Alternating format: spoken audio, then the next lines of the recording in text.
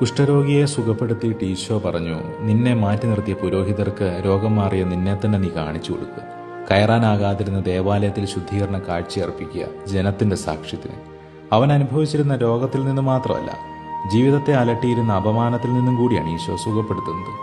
പക്ഷെ ഒപ്പം ഒന്നുകൂടി പറയുന്നുണ്ട്, ഞാൻ സുഖപ്പെടുത്തിയ വിവരം അറിയിക്കരുത്.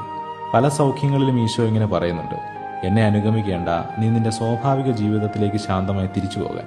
സൗഖ്യം കിട്ടിയവരെ തന്റെ ശിഷ്യരും പ്രഘോഷകരുമാക്കാൻ ഈശോ മടിക്കുന്നത് പോലെ അവൻ തിരഞ്ഞെടുത്ത അപ്പസ്തോലരിലും ആരും അവന്റെ അത്ഭുത സൗഖ്യം കിട്ടിയവരില്ലല്ലോ.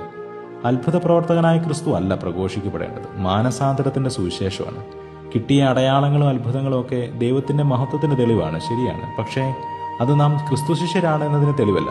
നമ്മുടെ സ്വാഭാവിക ജീവിതത്തിലും ബന്ധങ്ങളിലും ഒക്കെ ജീവിച്ച് തെളിയിക്കേണ്ടതാണത്. ക്രിസ്തുവിനെ ഒരു അത്ഭുത പ്രവർത്തകനായി സ്വീകരിക്കുന്നവരും സ്വന്തം ജീവിതത്തിൽ ധാർമ്മികമായി അടിപതറുന്നത് നാം ചുറ്റും കാണുന്നുണ്ടല്ലോ. അടയാളങ്ങളിൽ ക്രിസ്തുവിനെ കണ്ടെത്തിയവർ വീട്ടിലേക്ക് മടങ്ങട്ടെ, അവിടെ ക്രിസ്തുവിനെ ജീവിക്കാൻ ശീലിക്കട്ടെ.